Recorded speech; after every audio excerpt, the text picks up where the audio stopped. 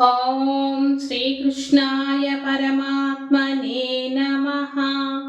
अथ सप्तमोऽध्यायः ज्ञानविज्ञानयोगः। श्रीभगवानुवाच मय्यासक्तमनः पार्थ योगं युञ्जन्मदाश्रयः असंशयं समग्रं मां यथा ज्ञास्यसि तच्छृणु। ज्ञानं तेहं सविज्ञानम् इदं वक्ष्याम्यशेषतः। यज्ञात्वा नेह भूयोऽन्यत् ज्ञातव्यमवशिष्यते। मनुष्याणां सहस्रेषु कश्चिद्यतति सिद्धये यततामपि सिद्धानां कश्चिन्मां वेत्ति तत्त्वतः।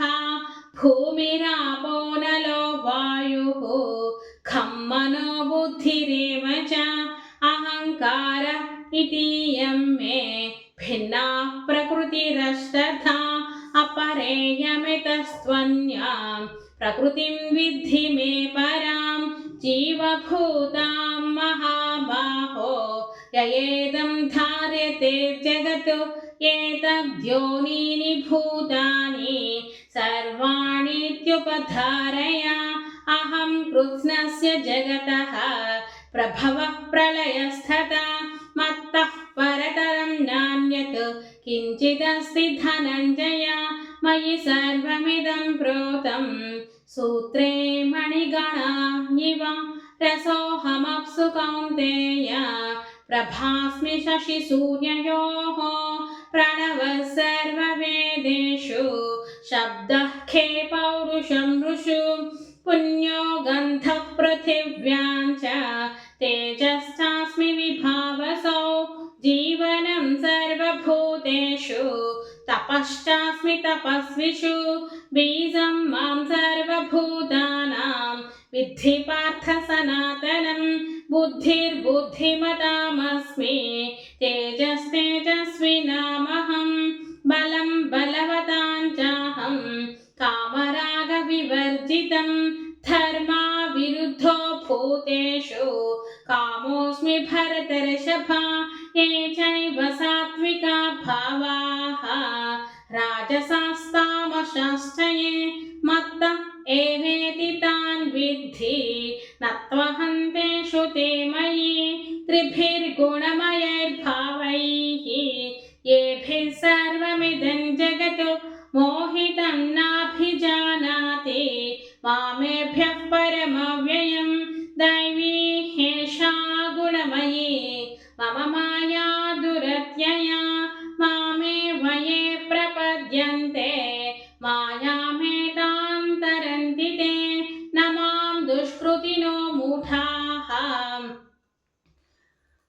प्रपद्यन्ते नराधमाः। माययापहृतज्ञानाः आसुरं भावमाश्रिताः। चतुर्विधा भजन्ते मां जनाः सुकृतिनोऽर्जुन। आर्तो जिज्ञासुरर्थार्थी ज्ञानी च भरतर्षभ।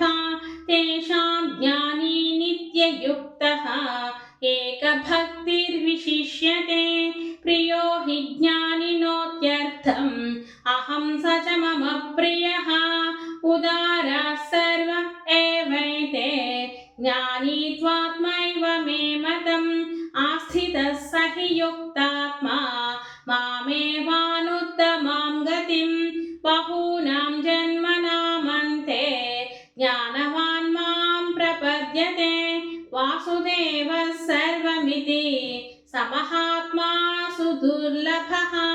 कामैस्तैर्हृतज्ञानाः प्रपद्यन्तेऽन्यदेवताः। तं तं नियममास्थाय प्रकृत्या नियता स्वया। यो यो यां यां तनुं भक्तः श्रद्धयार्चितुमिच्छसि तस्य तस्याचलां श्रद्धां तामेव विदधाम्यहं।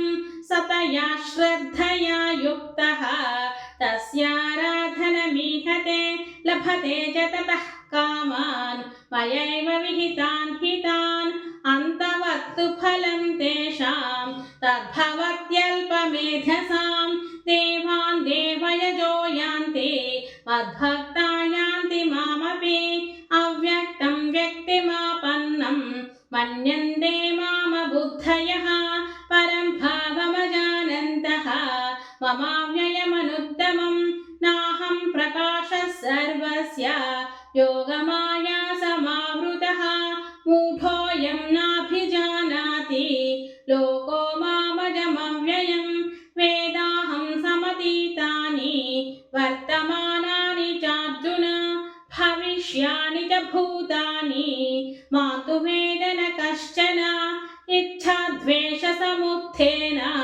द्वन्द्वमोहेन भरत सर्वभूतानि सम्मोहं सर्गे यान्ति परन्तप येषां त्वन्तगतं पापं जनानां पुण्यकर्मणां ते द्वन्द्वमोहनिर्मुक्ताः भजन्ते मां दृढव्रताः जरामरणमोक्षाय मामाश्रित्य यतन्ति ये ते ब्रह्म तद्विदुः कृत्स्नम् अध्यात्मं कर्म चाखिलं साधिभूताधिदैवं मां साधियज्ञं च ये विदुः प्रयाणकालेऽपि च मां ते विधिर्युक्तचेतसः ॐ तत्सदिति श्रीमद्भगवद्गीतासु उपनिषत्सु ब्रह्मविद्यायां योगशास्त्रे श्रीकृष्णार्जुनसंवादे ज्ञानविज्ञानयोगो